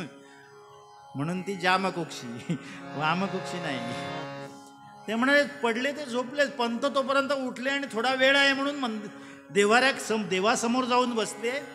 यांना जाग आली, उठले, बघतात तर उशीर झाला. चलो चलो चलो, देर हो गई, पंत चलो चलो म्हटल्यानंतर ते पंत म्हणाले मी केव्हाचा तयार आहे, तुम्हीच जरा झोपला होता म्हणून मी म्हणाल तुमची झोप म्हणून नको व्हायला. तो म्हणाले ठीक आहे चला. आता म्हणाले आता वेळ नाही, आता वेळ नाही म्हटल्यानंतर निरोपाची वेळ आली आहे. सौभाग्यवतीच्या डोळ्यांकडे बघितलं तर डोळ्यातून गळगळ गळगळ अश्रू वाहत आहेत. अहो मी काय सल्ला दिला तुम्हाला आणि काय आता होणार आहे पुढे. म्हणाले वेडे घाबरू नकोस, असं पांडुरंगाची भक्ती केली आणि आम्ही काय वाईट थोडंच केलंय. भक्तांचं नुकसान तो कधीच करणार नाही, काहीतरी उपाय याच्यातून निघेल. काय नाही हो, एकमेकांची गळाभेट घेतली आहे आणि ती सांगते काय हो आता काय होणार आहे पुढे. आपल्याला काही होणार नाही, काय घाबरू नकोस, निघूया चला म्हणून निरोप घेतलाय. इतक्यात ही म्हणते अहो, कोणाला म्हणतेय, या पठाणांना म्हणते, हे बघा यांना जाताना जरा पंढरपुरातून घेऊन जाल का हो. नाही नाही नाही, देर हो गई आहे. देर हो गई म्हटल्यानंतर हिने काय केलं, हिच्याकडे 2 पाटल्या हातामध्ये होत्या सोन्याच्या, बरं का. त्या सोन्याच्या 2 पाटल्या होत्या, त्या काढल्या, दोघांच्या हातावर ठेवल्या. म्हणाले हे घ्या. आता ते मिळाल्याबरोबर ते लगेच म्हणे चले गा म्हणाले. म्हणजे त्यावेळी पण अशी पद्धत होती, पण त्यावेळी हे घेतल्यानंतर काम करणाऱ्याची गॅरंटी होती. आता ती नाही आहे. चलो पंढरपूर से जाएंगे. मग पंढरपुरामध्ये आणि हे आता पंत निघालेत, मनात नामस्मरण सुरू आहे आणि हे पठाण बिचारे अर्धे पठाण संपले होते हो आधीच. तिथे जेवण मिळालं आणि हे सगळं बघितलं, आदर तिथ्य आणि हे त्याच्यातले अर्धे पठाण संपले होते. ते चालले आहेत पंढरपूरच्या त्या चंद्रभागेच्या, ती गंगा आहे ना पायातून, म्हणून त्याचं वर्णन सुद्धा कसं केलंय, विष्णू आहे तो. म्हणजे नारायण, हा जो नारायण आहे ना, हाच नारायण तो पंढरपूरचा पांडुरंग आहे बरं का. हा नारायण म्हणून इथे प्रति पंढरपूर का म्हटलं जातं, तर इथला गावातून एक तुळशीचा हार पंढरपूरला पहिला जातो बरं का. त्याने पहिली पूजा केली जाते, अशी प्रथा त्यावेळी होती. मग हे जे आहे म्हणून त्याचं वर्णन सुद्धा कसं केलेलं आहे, भीमानी चंद्रभाग, भीमानी चंद्रभाग, तुझे चरणीच्या गंगा, तुझे चरणीच्या गंगा, तुझे चरणीच्या गंगा, तुझे चरणीच्या गंगा, हो तुझे चरणीच्या गंगा, ये ग विठाबाई, ये ग विठाबाई, माझे पंढरीचे आई, माझे पंढरीचे आई, ये ग विठाबाई, ये ग विठाबाई, ये ग विठाबाई. भीमा आणि चंद्रभागा तुझे चरणेच्या, म्हणजे विष्णूच्या पायातून निघालेली गंगा आहे ती तिथे चंद्रकोरीसारखा आकार केलाय म्हणून ती चंद्रभागा. आणि हा विष्णू स्वरूप पांडुरंग याला बघितलं आणि पाहुनी सुरालया ते बघितलं पांडुरंगाचं दर्शन. काय हो, काय तेज आहे. आम्ही गेल्या आठवड्यात जाऊन आलो तिथे बरं का. ते दर्शन घेतल्यानंतर आम्हाला वाटतं आज, काल आणि परवा किंवा आज या 2 दिवसात 22 तास लागतात बरं का. 22 तास लोक उभे राहून जे बाहेर पडत होते त्यांची इंटरव्ह्यू चालली होती. का हो, कसं वाटलं तुम्हाला? मस्त मजेत म्हणाले. 22 तास रांगेत उभे राहून, जेवण खाण काय नाही आहे, सगळं भूक ताण विसरून त्या पांडुरंगाच्या एका मिनिटाच्या मिनिट सुद्धा नाही, अर्ध मिनिटच ते बाहेरच काढतात तिथे बकोटीला धरून, चला चला चला चला. आणि इतकं करून सुद्धा लोक रांगेत उभे राहून, आत्ता टोकन पद्धत करतायत ना, तरी सुद्धा रांग तेवढीच असणार. कारण लोकांना रांगेत उभं राहून सुद्धा दर्शन घ्यायचं असतं. ही त्या पांडुरंगाचा महिमा आहे. आणि त्याचं दर्शन त्याला पाहुनी सुरालया ते, चरणावरी ठेविला भुजा भार, यवना पराधिकृत मी, सखया निज बिरुदा आज सांभाळ. डोकं त्याच्या चरणावर ठेवलंय आणि काय सांगितलं पंताने, मी यवनाचा अपराध केलाय, त्याच्यामुळे जी काही शिक्षा आहे ती देईलच तो, पण तू तुझ्या ब्रीदाला कुठे काळीमा लागेल असं करू नकोस, तुझं ब्रीद सांभाळ. मी काय केलंय तुला माहिती आहे, त्याच्यामुळे येतो म्हणून एकदाच पांडुरंगाकडे बघितलं आणि निघाले. मला वाचव पांडुरंगा, मला एकदा सोडू दे, काहीतरी कर, जामीन मिळू दे वगैरे असलं काय सांगितलेलं नाही. म्हणाले ठीक आहे, तुला काय वाटेल ते कर, तुला माहिती आहे काय करायचंय ते. आणि निघाले आणि पांडुरंग कळवळला. हो कळवळला पांडुरंग, रे माझा ताम्या तो बघा चालला, त्याला तर तो यवन काय करेल काय सांगता येत नाही, सुळावर देणार आहे यवन त्याला. आणि म्हणून थेट पांडुरंग विटेवरून उतरले आणि कुठे गेले, डाव्या बाजूला लक्ष्मीकडे गेले बरं का. म्हणजे कोण आहे, वाम मार्गाला गेले. हे वाम मार्गाला गेल्याशिवाय द्रव्य मिळत नाही.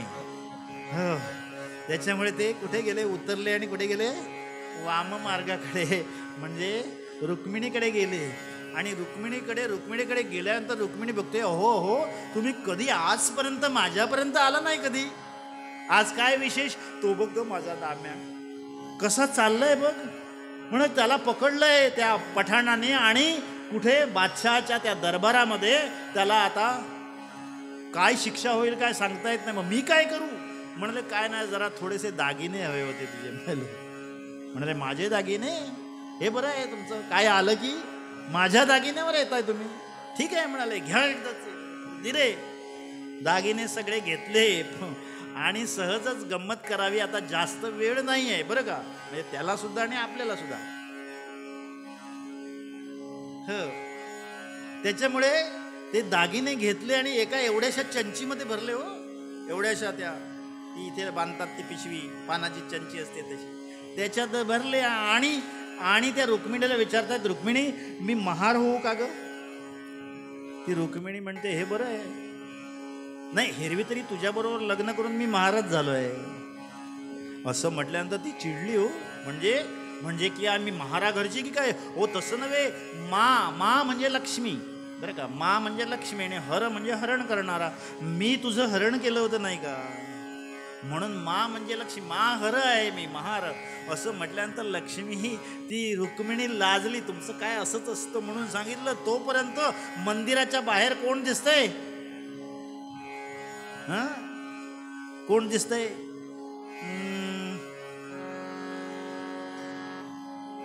झाला महार पंढरीनाथ, झाला महार पंढरीनाथ, झाला महार पंढरीनाथ. वेश सुद्धा तसाच पाहिजे. हो, धोतर चकचकीत नेसून चालणार नाही. नेसला मलिन चिंधोटी, नेसला मलिन चिंधोटी, घेतली हातामध्ये काठी, घेतली हातामध्ये काठी. नेसला वेश सुद्धा तसाच केला पाहिजे, नाहीतर नवीन कपडे नाटकात कसे आम्ही घालतो तसं नाही. ते दिसताना सुद्धा तसं दिसलं पाहिजे नाही का, शेतकरी दिसला पाहिजे. नेसला मलिन चिंधोटी, घेतली हातामध्ये काठी, घोंगडी टाकिली पाठी, टाकिली पाठी, करी जोहार दरबारात, करी जोहार दरबारात. झाला महार पंढरीनाथ, झाला महार पंढरीनाथ, झाला महार.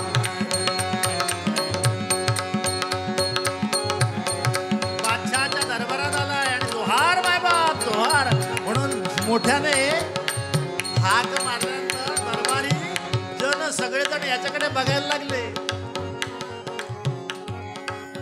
करी जोहार दरबारात, करी जोहार दरबारात, झाला महार पंढरीनाथ, झाला महार पंढरीनाथ, झाला महार पंढरीनाथ. म्हणाले असू दे मध्यमध्ये. हा जोहार केल्यामुळे कोण रे तू? त्याला विचारलं तर म्हणून म्या इटुमार. म्हणून इटुमार कुठून आला? म्हणे मंगळवेढ्यातून आलो. म्हणाले मंगळवेढ्यातून. कोणी पाठवलंय? म्हणाले आमच्या मालकानं ते धान्य विकलं म्हणे आणि त्याचे म्हणाले मोहरा घेऊन आलोय मी, त्याचं दाम घेऊन आलोय.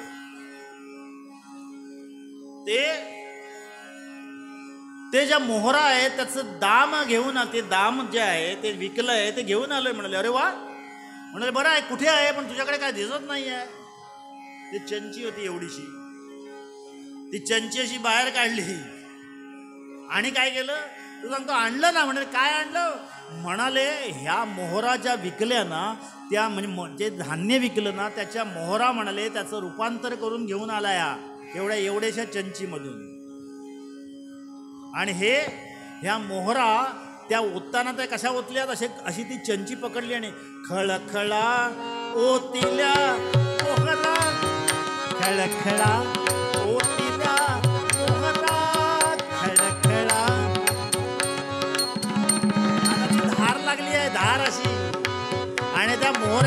ढीग झाला ढीग. आता ती धार जी आहे ना, ती धार बघून सगळ्यांचे डोळे चमकले हो. त्या धारेला आधार कोणाचा हे बघतच नाही आहेत.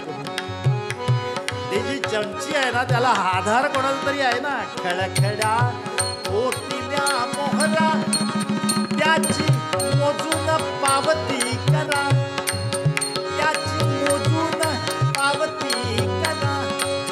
ढीग बघून चमकल्या नजरा, चमकल्या नजरा, चमकल्या नजरा.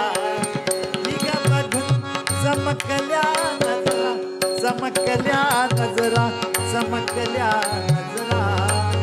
शहा खाई पोट तोंडात झाला महार, पंढरीनाथ झाला महार, पंढरीनाथ झाला महार, पंढरीनाथ, पंढरीनाथ, पंढरी. हे झाल्यानंतर मध्यमच असते. आणि हे त्यांनी सांगितलं आता याच्यामध्ये पावती करून द्या म्हणाले. हे सगळ्या इतक्या मोहऱ्या पोचल्या, याचं धान्याचं मोल पोचलं वगैरे वगैरे. ती शिक्का मारून ती पावती सगळं घेऊन हा विठू महार निघाला. तो थेट कुठे आला, हे जे पठाण गेले होते आणायला दामाजी पंतांना, ते तिथून 1 मैल अंतरावर एक धर्मशाळा होती त्या पंढरपूरच्या मंदिरापासून. त्या धर्मशाळेमध्ये ते थांबले होते. आणि तिथे सकाळची वेळ आहे आणि आता पंत उठून काय करतायत, गीता वाचतायत, भगवद्गीतेचं पठण करतायत आणि हे विश्रांती घेत आहेत पठाण. आणि तेवढ्यात हा गीता वाचन सुरू आहे. वाचन कसलं तरी सुरू आहे नाथांचं. हा समोर गेला, जोहार मायबाप जोहार. कोण रे तू? तर म्हणले विठू महार. कुठला? म्हणे मंगळवेढ्याचा. अरे तुला कधी बघितलं नाही म्हणाले. तुम्ही मोठी लोक, माझ्याकडे लक्ष कुठे असायचं तुमचं? म्हणले असं नसतं, माझ्या गावातलं आणि मला माहिती नाही, असं नसणार. जाऊ द्या हो पंत, थोडं वाईच पाणी मिळेल का? पाणी. पंतांकडे पाणी मागतोय कोण? हा विठू महार. दरबारामध्ये बघा, भक्तिपाशी देव घाली तसे उडी, धूत असे घोडी अर्जुनाची. हा जिथे दरबारात त्या महाराचं सोंग घेऊन तिथे सोंग व्यवस्थित वठवून हा कुठे आलाय आता? पंतांकडे पाणी मागायला आलाय. वास्तविक पंतांकडे पाणी मागण्याचा काही विषय येत नाही. कसा येतो हो, दान केल्यानंतर ते पाणी सोडायचं असतं. एवढं मोठं दान पंतांनी केलंय, त्याचं तर्पण नको करायला. ते अर्पण झाल्यानंतर पुढे तर्पण आहे, ते तर्पण करायला हवं. ते करण्यासाठी होय की नाही? हां, ते पाणी का सोडायचं? कोणीतरी विचारलं होतं मला. असं कीर्तनकारांना प्रश्न बरेच लोक विचारतात, म्हणे पाणीच का सोडायचं? म्हणजे दूध का सोडायचं नाही? तूप का सोडायचं नाही? तेल का सोडायचं नाही? म्हणजे साधी गोष्ट आहे. ते हाताला चिकटतं ना, पाणी चिकटत नाही. द्यायचं ते सगळं द्यायचं असतं, हाताला काय शिल्लक ठेवायचं नसतं. म्हणून पाणी सोडायचं.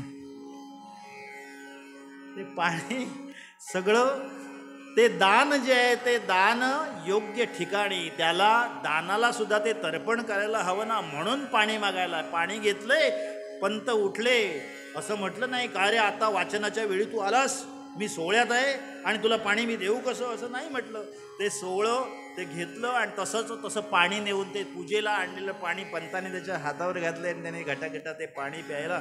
आणि जाताना काय केलं, ते असं काही रूप दाखवून गेला ना, चक्क असा उजेड पडला आणि नाथांच्या लक्षात आलं काहीतरी. एवढ्यात बादशहा स्वतः, पंत जे आहेत पंतांच्या तिथे स्वतः बादशाह आलाय. आणि बादशाह आलाय तो कसा, वेड्यासारखा हो. तो विचारतोय, दामाजी किधर है वो जो आया था तुम्हारा नौकर, वो किधर है? म्हणे तो गेला. माझा नोकर. म्हणलं का? अरे त्याने मोहरा आणून दिल्या मला, तुम्ही जे धान्य विकलात त्याचे पैसे मला परत मिळाले म्हणाले. तर म्हणाले हा विचारतोय कुठे आहे? धेड तेरी सूरत की गती न्यारे, धेड तेरी सूरत के गती, सूरत की गती न्यारे, धेड तेरी सूरत की सूरत की सूरत की कहते न्यारे देर तेरी सूरत की कहते। आणि हा दामाजी बंदा बन कर दामाजी का बंदा बन कर आई खुदा की सवारी सवारी आई खुदा की सवारी सवारी सूरत की गति न्यारे न्यारे सूरत की गति न्यारे न्यारे सूरत की गति सूरत की गति सूरत। म्हणाले तू काय झालं तिथून जो निघाला होता ना दरबारातून तो कसा निघाला होता माहितीये? त्या दामाजीने ही जी धार बघितली त्या बादशहाने ती धार बघितली आणि त्याला विचारलं अरे वा तुझ्याकडे दिलेल्या मोहरा त्याच्यापेक्षा जास्त आणून देणारा हा नोकर. आधी दिलेल्यातलेच घेणारे लोक आहेत हो. 1000 रुपये समजा नोकराकडे दिले तर तो म्हणतो 800 रुपये नेऊन देतो. 200 रुपये म्हणले वाट खर्ची. म्हणाले हे एवढे? म्हणाले का रे तू त्या दामाजीकडे काम करतोस तर दामाजी तुला किती पगार देतो? म्हणाला लय देतो. म्हणाला म्हणजे लय म्हणजे किती? म्हणाले लय लय देतो. म्हणजे किती देतो? म्हणाले बोला तुम्ही आकडा. तो म्हणाला 10,000. 10,000 कसला? म्हणा 50,000 80,000 1,00,000. म्हणाले हा माझा धनी मला किती देतो? 1,00,000 मोहरा देतो. म्हणून आश्चर्य वाटलं बादशाला सुद्धा आश्चर्य वाटलं. तरी पण बादशाला हा सोडायचा नव्हता. असा हा दुप्पट धन करणारा असा हा नोकर आपल्याकडे असला तर काय होईल? म्हणून बादशाह म्हणाले नाही रे तसं नको. म्हणाले तुला मी 2,00,000 देतो. म्हणाले तू माझ्याकडे थांबशील? म्हणाले ते जमायचं नाही.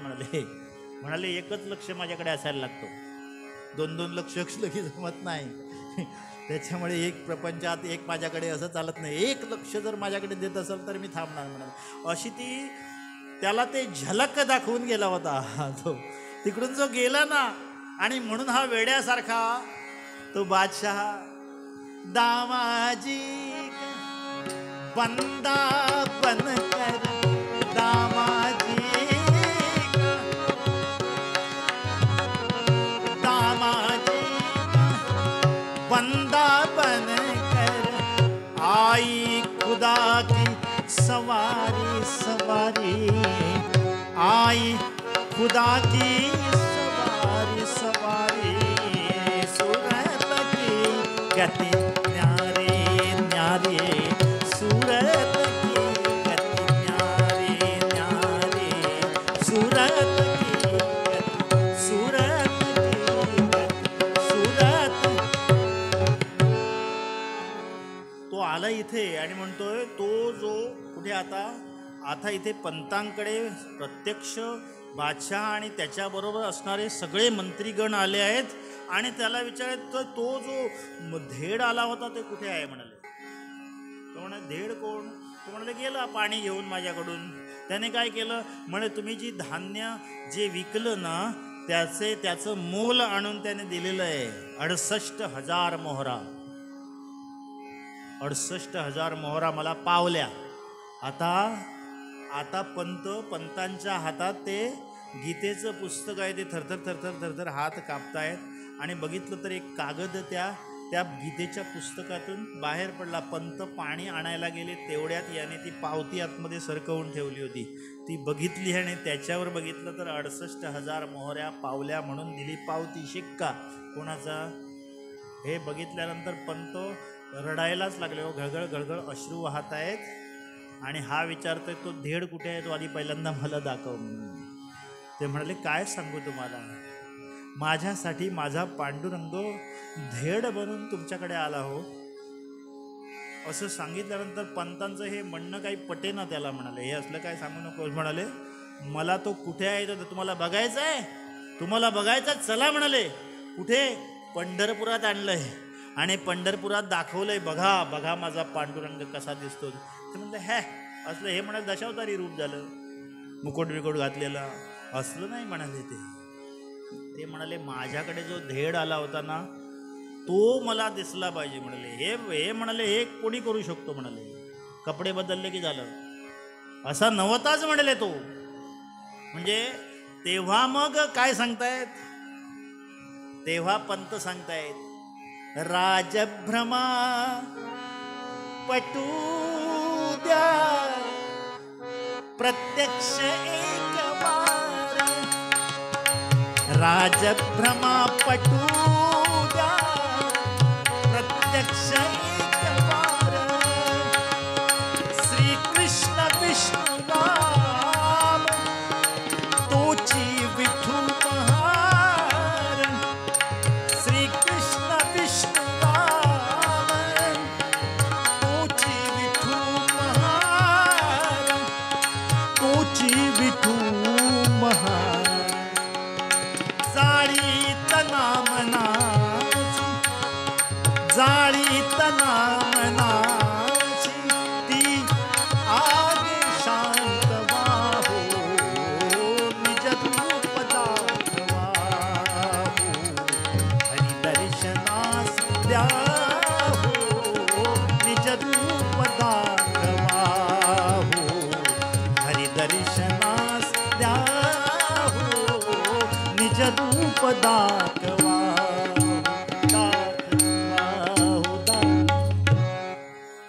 म्हणाले एकदा आता माझ्यासाठी एकदा यांचा जो भ्रम झालाय, तुम्ही ते मगाशी जे दरबारात आला ते तुम्ही नव्हता, ते जरा दाखवा म्हणाले. आणि ते म्हणून मग पांडुरंग पुन्हा एकदा झाला महार पंढरीनाथ, झाला महार पंढरीनाथ, झाला महार पंढरीनाथ. काय सांगू देवाची मात, काय सांगू देवाची मात, झाला महार पंढरीनाथ, झाला महार पंढरीनाथ, झाला महार पंढरीनाथ, पंढरीनाथ आणि मग पुन्हा एकदा तो पांडुरंगाने त्या महाराचं रूप घेतलंय, धेडाचं ते दाखवलं. तेव्हा हा बादशाह जरा थंड झाला, म्हणाला आता म्हणाले शिक्षा वगैरे काही नाही, म्हणाले तुम्हाला सन्मानपूर्वक पुन्हा तहसीलदार पदावर आम्ही नियुक्त करत आहोत असं त्यांना पत्र दिलेलं आहे. आणि हे सगळं कशासाठी, हे कोणी केलं, भक्तिपाशी देव घाली तसे उडी, धूत असे घोडी अर्जुनाची. ही अशी ही दामाजी पंतांची कथा खरं तुम्हाला माहिती आहे, ती काय सांगणार नव्हतं मी, पण आणखी काय शॉर्टमध्ये बसवता येईल ना मला म्हणून ते शॉर्ट केलं आणि आणलं. तरीसुद्धा 6 वाजलेलेच आहेत, आपल्याला पुढे एक कार्यक्रम आहे. आज माझं भाग्य आहे की मोठे मोठे 2 वादक मला मिळाले आहेत. समोर सगळी मंडळी, मोठमोठी मंडळी, त्रिंबक देसाई समोर बसले आहेत, तिकडे दादा मडकईकर आले आहेत आणि मालवणवरून माणसं आली आहेत लांब लांब. आणि ते काय झालं, अलीकडे व्हॉट्सॲपचा एक फायदा असतो, स्टेटसला लावून टाकलं आज माझं कीर्तन आहे, जाहिरात स्वतःचीच करायची आहे, तसे त्याच्यामुळे काही लोक आले. पण बरं वाटलं. ही 60 उत्तरीची कहाणी 5 उत्तरी सुफल संपूर्ण करत असताना या पांडुरंगाच्या म्हणजेच लक्ष्मी नारायणाच्या मंदिरामध्ये जेवढे लोक आहेत, जे नाही आहेत त्यांच्यासाठी सुद्धा मागणं आहे की जे इथे बसले आहेत, ज्याने उपवास केलेला आहे, म्हणजे तुम्ही उपवास घरी करताय तो वेगळा, 1 किलो शेंगदाणे, 2 डझन केळी, अर्धा किलो साबुदाणे वगैरे, तो उपवास नाही. या मंदिरामध्ये 4 वाजल्यापासून 6 वाजेपर्यंत तुम्ही बसलात म्हणजे पांडुरंगाच्या सान्निध्यात बसलात, उपवास केलात, जवळ राहिलात, पांडुरंगाच्या जवळ राहिलात, त्याचं श्रेय त्या लक्ष्मीनारायणाने तुम्हाला द्यावं. सर्वेत्र सुखिनः सन्तु सर्वे सन्तु निरामयः, सर्वे भद्राणि पश्यन्तु मा कश्चित् दुःखमाप्नुयात्.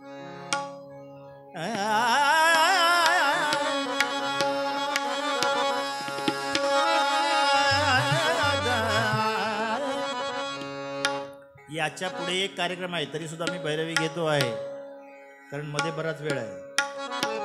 हे लोक विसरणार, हे सगळं स्टेज लावणार, मग हे करणार. भक्तीपाशी देव घालीत भक्तीपाशी देव घालीत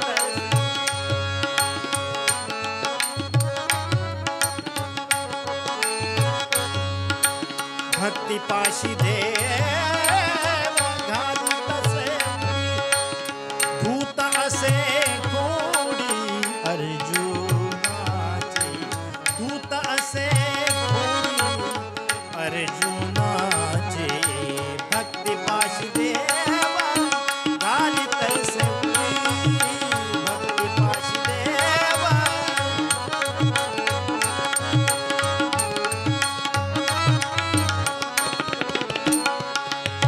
बळीने बांधिला गोपिनी वेष्टीला बळीने बांधिला गोपिनी वेष्टीला पार्थरथी झाला सारथी तो पार्थरथी झाला सारथी तो भक्तीपाशी देव घालीत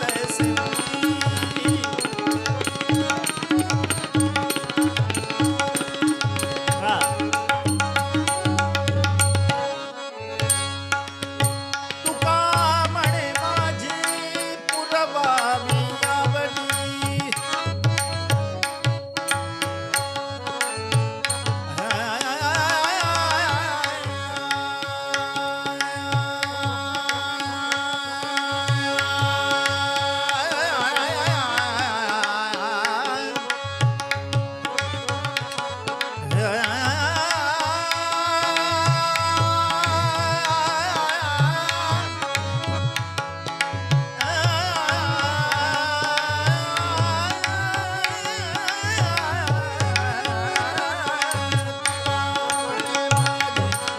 पुरवावी आवडी वेगे घाली उडी नारायणा वेगे घाली उडी नारायणा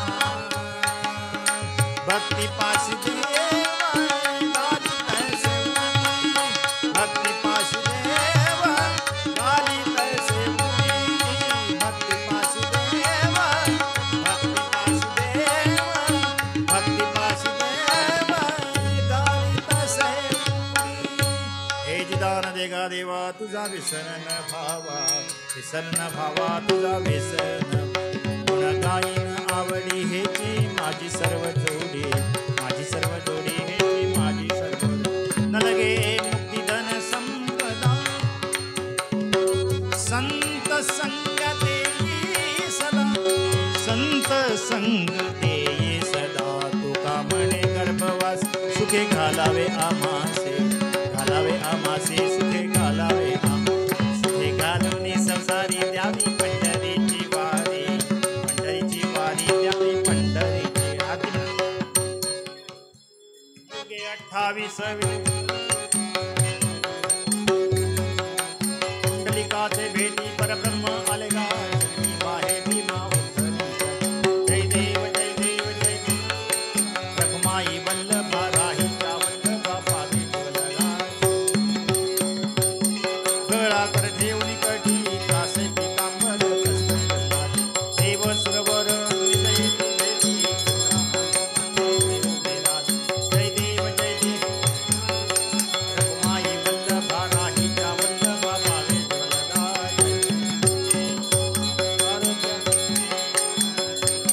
कमळे बनमाळा राही रखमाबाई राणिया सकला वारीची राह्या जय देव जय देव जय पांडुरंगा रखमाई वल्लभा राहीचा वल्लभा पावे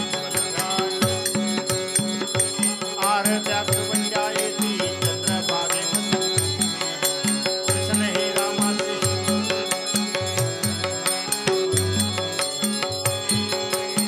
पांडुरंगा रखमाई वल्लभा बाईचा वल्लभा पावे कार्तिकी भक्तजन येती चंद्रभागे मध्ये स्नानाचे दर्शन हे रामाचे ते होय मूर्ती केशवासी नामदेव भावे देव जय पांडुरंगा रमाई वल्लभा घाली लोटांगण वंदीन चरण डोळ्यात पाहिन रूप प्रेमे आलिंगीन आनंदे पूजिन भावे ओवाळीन त्वमेव माता पिता त्वमेव बंधु सखा त्वमेव विद्या द्रविणं त्वमेव सर्वं मम देव कायेन वाचा मनसेन्द्रियेण वा बुद्ध्यात्मना वा यद्यत् सकलं अच्युतं केशवो रामनारायणो कृष्णदामोदरं श्रीब्रह्मादवं गोपिकावल्लभं जानकी हरे राम राम राम हरे हरे हरे कृष्ण सदा सर्वदा योग तुझा घडावा तुझे कारणी देह माझा पडावा उपेक्षू नको गुणवंता अनंता रघुनायका मागणे हेच आता जय जय रघुवीर समर्थ अवधूत चिंतन श्री गुरुदेव दत्त मंगलमूर्ती